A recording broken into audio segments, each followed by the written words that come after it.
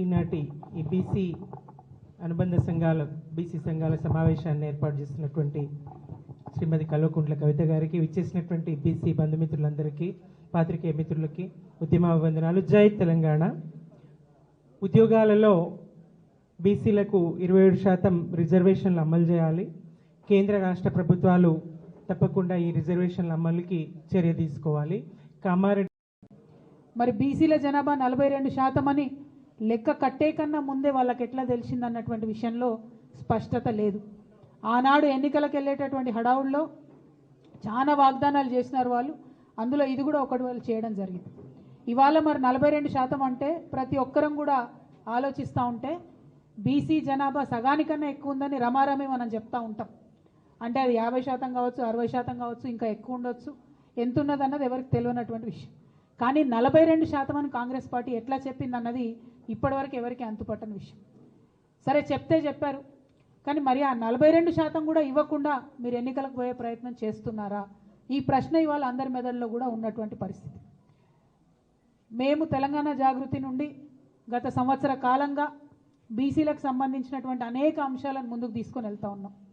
అసెంబ్లీలో పూలే విగ్రహాన్ని పెట్టాలనేటటువంటి డిమాండ్ని మేము తీసుకున్నాం. అదేవిధంగా 20,000 కోట్లు బీసీలకు బడ్జెట్ ఇస్తామని చెప్పారు. మరి 3 సార్లు అసెంబ్లీ జరిగింది, బీసీలకు మాత్రం 20,000 కోట్లు పెట్టలేదు. మరి ఇప్పుడు స్థానిక సంస్థలు దగ్గరికి వచ్చినాయి, 42% ఇస్తా అన్నది ఇవ్వకుండా ముందుకు వెళ్ళే ప్రయత్నం మాకు అర్థమవుతూ ఉన్నది. కాబట్టి ఇవాళ ప్రశ్నిస్తూ ఉన్నాం, మీరు ఎట్టి పరిస్థితుల్లో కూడా మీరు చెప్పినట్టుగా 42% ఇవ్వకుండా ముందుకు వెళ్ళే ప్రసక్తే లేదు. మిమ్మల్ని మేము వెళ్ళనీయం.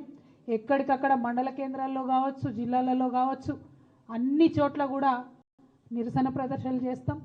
మీరు 42% కాకుండా బీసీల వాటా మాట్లాడకుండా ఎన్నికలకు వెళ్తే మాత్రం కార్యాచరణ చాలా స్పష్టంగా, చాలా షార్ప్గా, పెద్ద ఎత్తున రియాక్షన్ ఉంటుందని చెప్పి ఈ సందర్భంగా ప్రభుత్వాన్ని మేము తెలియజేస్తూ ఉన్నాం. మరి ఇవాళ ఇక్కడ కలిసినటువంటి బీసీ ఎంబీసీ సంఘాలు అందరం కూడా కలిసి మాట్లాడుకున్నది ఏంటంటే, ఇవాళ ప్రభుత్వానికి మనం ఒక హెచ్చరిక జారీ చేద్దాం. మీరు చేసేటటువంటి ప్రయత్నం బీసీ డెడికేటెడ్ కమిషన్ నివేదిక ఇచ్చిన తర్వాత మాత్రమే, బీసీ జనాభా ఎంతుందో తెలంగాణ ప్రజలకు చెప్పినాక మాత్రమే, దాని మీద మీరు ఎట్లా ముందుకు పోతారనే స్పష్టత ఇచ్చిన తర్వాత మాత్రమే మీరు ఎన్నికల గురించి ఆలోచన చేయాలి. అంతవరకు స్థానిక సంస్థల ఎన్నికల గురించి ప్రభుత్వం ఆలోచన చేయకూడదు. ఇది ప్రధానమైనటువంటి డిమాండ్. రెండవది, జనవరి 3 నాడు సావిత్రిబాయి పూలే గారి జయంతి ఉన్నది. మరి ఆనాడు ఇందిరా పార్క్ దగ్గర ఒక భారీ సభను మేము పెట్టబోతా ఉన్నాం. ఆ సభలో అన్ని బీసీ కమ్యూనిటీకి సంబంధించినటువంటి ప్రతినిధులు, నాయకులు, ప్రజలు పెద్ద ఎత్తున హాజరవుతారు. ఆనాడు ఇంకా స్పష్టంగా మా కార్యాచరణ కూడా మేము చెప్తాం. బీసీ డెడికేటెడ్ కమిషన్కి సంబంధించిన సమయం 30వ తారీఖు నాడు అయిపోతూ ఉన్నది. మరి 30వ తారీఖు నాడు ప్రభుత్వానికి వారి నివేదిక ఇస్తామని చెప్తున్నారు. ఆ నివేదిక అంశాలు బయటపడ్డ తర్వాత తప్పకుండా 3వ తారీఖు నాడు పెట్టేటటువంటి సభలో మా కార్యాచరణ ఇంకా స్పష్టంగా చెప్తాం. ఇవాళ భారతీయ జనతా పార్టీకి కూడా మేము డిమాండ్ చేస్తూ ఉన్నాం. మీరు జనాభా లెక్కలు చేపట్టబోతూ ఉన్నట్టుగా తెలుస్తూ ఉంది. ఈ జనాభా లెక్కల్లో ఖచ్చితంగా కులానికి సంబంధించిన కాలం ఉండాల్సిందే, కులగణన జరగాల్సిందే. ఇది మా డిమాండ్. దీనికి సంబంధించి కూడా అన్ని కమ్యూనిటీసు ఏకకంఠంతో చెప్తున్నటువంటిది. ఇవాళ కొంచెం ఈ ప్రెస్ మీట్ ఫార్మాట్ మారుస్తూ ఉన్నాం. నేను మాట్లాడినాను, ప్రధానమైనటువంటి అంశాలు మా అందరిది ముక్త కంఠంతో కోరుకునే మేము చెప్పినాం. కానీ ఏ సంఘం ఆ సంఘం ఒక 30 సెకండ్స్ వాళ్ళ కమ్యూనిటీ పేరు చెప్తారు, వారి అంశం చెప్తారు. ఆ విషయాన్ని కొద్దిగా మన పత్రికా మిత్రులందరూ కూడా ఓపికతో వినవలసిందిగా నేను కోరుతూ, మరి లిస్ట్ ఇస్తారా? మీరు లిస్ట్ ప్రకారం చెప్తారా? ఇక్కడ ఎవరి దగ్గర ఉంటే వాళ్ళు మాట్లాడిచ్చేసాను. ఫస్ట్ యాదవ కమ్యూనిటీ కూర్చొనే చెప్పాలి, ఫాస్ట్గా చెప్పేసి ఇష్యూ మాత్రం చెప్పండి. అందరికీ నమస్కారం. కాంగ్రెస్ ప్రభుత్వం ఎన్నికల ముందు కేసీఆర్ గారేమో నిండు సభలనే యాదవులు దేశవ్యాప్తంగానే నమ్మకమైన కులస్తులని చెప్పి యాదవులకు 100 రూపాయలు పెడితే 200 వస్తాయని గ్రహించి మొత్తం తెలంగాణలోనే ఎలాంటి పద్ధతి లేకుండా, అంటే పైరోగం లేకుండా లాటరీ సిస్టమ్ ద్వారా 7,60,000 యూనిట్లు గొర్రెల యూనిట్లు సెలెక్ట్ చేసి 3,60,000 యూనిట్లు ఇవ్వడం జరిగింది. ఆ రోజు కాంగ్రెస్ ప్రభుత్వం ఏం చెప్పిందంటే మేము గొర్రెలు ఇవ్వడం కాదు, డీబీటీ ద్వారా డైరెక్ట్ బెనిఫిషియర్ ట్రాన్స్ఫర్ ద్వారా మేము గొర్రెల యూనిట్లు ఇస్తామని వాళ్ళు మేనిఫెస్టోలో పెట్టి ఇంతవరకు వాటి గురించి కూడా ఇవ్వకుండా, గొర్రెల యూనిట్లే కాదు అసలు ఆ గొర్రెల సంపద కూడా ఆ సంపద నుంచి ఏమీ ఇవ్వకుండా చేయడం అనేది దురదృష్టకరం. ఇది యాదవులు తీవ్రంగా వ్యతిరేకిస్తున్నారు. గ్రామాలలో దాదాపు ఇప్పటికీ రాష్ట్రంలో 8,000 సహకార సంఘాలు ఉన్నాయి. ఆ సంఘాలకు కూడా ఎన్నికలు పెడతామని మేనిఫెస్టోలు ఇచ్చారు. ఇంతవరకు ఆ సంఘాల గురించి కానీ ఎక్కడా చర్చ చేయలేదు. కాబట్టి ఈ సందర్భంగా మేము డిమాండ్ చేసేది ఏంటంటే ఇమీడియట్లీగా మీరైతే ఏదైతే మేనిఫెస్టో చేస్తారో దాన్ని అమలు చేయాలని మేము అఖిల భారత యాదవ సంఘం రాష్ట్ర కార్యదర్శిగా నా పేరు లొడంగి గోవర్ధన్, నేను డిమాండ్ చేస్తున్నాను. నా పేరు విజయేంద్ర సాగర్. సగర కులం అంటే కులవృత్తి నిర్మాణ రంగం.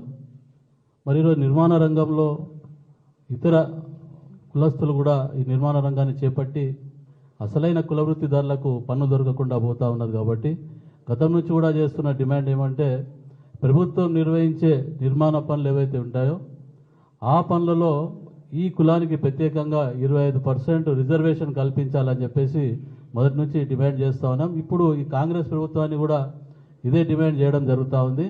అంతేకాదు పల్లె ప్రాంతాల్లో కూడా ఏదైనా నిర్మాణ పనులు ఉంటే అక్కడ కూడా సగురులకే ఈ పనులు కేటాయించాలని చెప్పేసి మేము ప్రత్యేకంగా డిమాండ్ చేస్తూ ఈరోజు కవితక్క గారు ఇచ్చిన ఈ అవకాశాన్ని సద్వినియోగం చేసుకుంటూ కేంద్ర ప్రభుత్వం ఏదైతే జనగణన చేస్తుందో, మనందరికీ కూడా తెలుసు జనగణన చేస్తూ ఉన్నది. ఈ జనగణనలో కులగణన చేయాలని చెప్పేసి మేము ఈరోజు ఇక్కడ నుంచి డిమాండ్ చేస్తూ ఉన్నాం. వాటికి ఖచ్చితంగా కేంద్ర ప్రభుత్వం కులగణన కూడా చేపట్టాలని డిమాండ్ చేస్తూ థ్యాంక్ యూ. స్లిప్ ఎవరి దగ్గర బీసీ మిత్రులకు అదేవిధంగా ప్రెస్ మిత్రులందరూ కూడా నమస్కారం. నా పేరు గుంజపడు హరిప్రసాద్, నేను నాయి బ్రాహ్మణ కమ్యూనిటీ. ఈరోజు ఈ వేదిక ద్వారా మరి ప్రభుత్వాన్ని ఒక డిమాండ్ చేస్తూ ఉన్నాం మా నాయి బ్రాహ్మణ సమాజం నుండి. మాకు గత ప్రభుత్వం 250 యూనిట్ల ఉచిత విద్యుత్ను ఇవ్వడం జరిగింది. కానీ ఈరోజు మా షాపులన్నిటి కూడా కరెంటు బిల్లులు వస్తూ ఉన్నాయి. దాన్ని తమ దృష్టికి తెస్తూ అదేవిధంగా ఈరోజు ఆంధ్రప్రదేశ్లో మా నాయి బ్రాహ్మణ సంక్షేమం కోసం ఒక కార్యక్రమం జరుగుతూ ఉంది. ఈరోజు నాయి బ్రాహ్మణులు ఉండేటువంటి ప్రతి టెంపుల్, ఈరోజు నాయి బ్రాహ్మణులు లేని టెంపుల్ అంటూ ఉండదు. మరి ప్రభుత్వ ఆధీనంలో నడిచేటువంటి టెంపుల్ అన్నింటిలో కూడా నాయి బ్రాహ్మణుడు పాలకవర్గ సభ్యుడిగా ఉండే విధంగా ఒక అవకాశాన్ని ఆంధ్రప్రదేశ్ ప్రభుత్వం ఇవ్వడం జరిగింది. మరి ఇక్కడ ఉన్నటువంటి ప్రభుత్వాన్ని కూడా మేము తెలంగాణ నాయి బ్రాహ్మణ ఐక్యవేదిక పక్షాన డిమాండ్ చేస్తూ ఉన్నాం. మీరు కూడా తెలంగాణలో ఉన్నటువంటి ప్రతి ఆలయంలో నాయి బ్రాహ్మణుడికి పాలకవర్గ సభ్యుడిగా వచ్చే విధంగా అవకాశం కల్పిస్తే, ఎందుకంటే ఈరోజు గుడిని నాయి బ్రాహ్మణుడు వేరుగా చేసి చూడలేం. ఎందుకంటే ప్రతి ఆలయంలో దేవుడికి సేవ చేస్తున్నటువంటి మేము ఇలా దేవుడు నిద్రపోవాలన్నా మేల్కొల్పాలన్నా నాయి బ్రాహ్మణుడు అవసరం సొన్నాయి ద్వారా. అదేవిధంగా భక్తుడికి భగవంతుడికి మధ్యలో మేము ఉంటాం. ఎందుకంటే తలనీనాలు అర్పిస్తేనే ఈరోజు మా మొక్కు చెల్లిందని చెప్పి భక్తులు భావించేటువంటి సందర్భం కనుక అటువంటి సందర్భంలో అటువంటి థ్యాంక్ యూ హరిప్రసాద్ అన్న ఒకటి అదేవిధంగా మరి కేంద్ర ప్రభుత్వంలో ఇప్పటి వరకు కూడా బీసీలకు ఒక ప్రత్యేకమైనటువంటి మంత్రిత్వ శాఖ లేదు. స్వాతంత్రం వచ్చినట్టు ఇప్పటి వరకు కూడా లేదు. ఈ ప్రభుత్వాన్ని కూడా కోరేది ఏంటంటే వెంటనే బీసీలకు ఒక ప్రత్యేక మంత్రిత్వ శాఖను ఏర్పాటు చేయాలని చెప్పి కూడా కోరుదాం. Thank you. సుమిత్ర గారు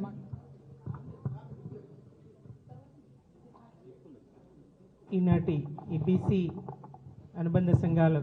సంఘాల సమావేశాన్ని ఏర్పాటు చేసినటువంటి శ్రీమతి కల్వకుంట్ల కవిత గారికి, విచ్చేసినటువంటి బీసీ బంధుమిత్రులందరికీ, పాత్రికేయ మిత్రులకి ఉద్యమాభివందనాలు. జై తెలంగాణ.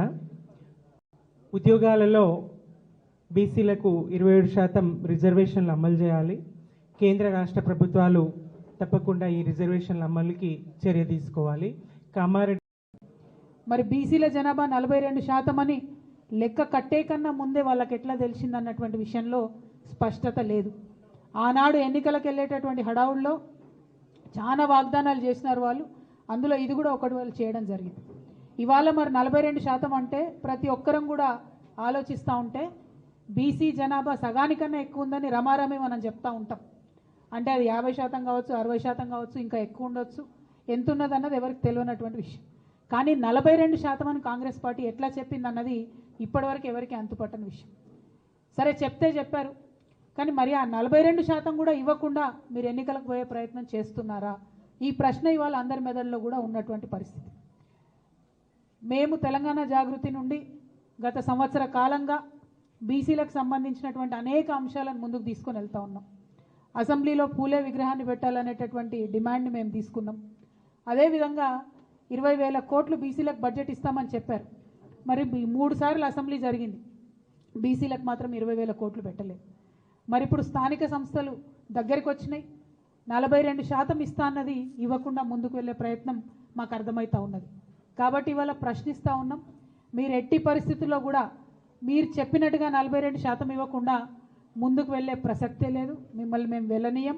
ఎక్కడికక్కడ మండల కేంద్రాల్లో కావచ్చు, జిల్లాలలో కావచ్చు, అన్ని చోట్ల కూడా నిరసన ప్రదర్శనలు చేస్తాం. మీరు 42% కాకుండా బీసీల వాటా మాట్లాడకుండా ఎన్నికలకు వెళ్తే మాత్రం కార్యాచరణ చాలా స్పష్టంగా, చాలా షార్ప్గా, పెద్ద ఎత్తున రియాక్షన్ ఉంటుందని చెప్పి ఈ సందర్భంగా ప్రభుత్వాన్ని మేము తెలియజేస్తూ ఉన్నాం. మరి వాళ్ళు ఇక్కడ కలిసినటువంటి బీసీ ఎంబీసీ సంఘాలు అందరం కూడా కలిసి మాట్లాడుకున్నది ఏంటంటే, ఇవాళ ప్రభుత్వానికి మనం ఒక హెచ్చరిక జారీ చేద్దాం.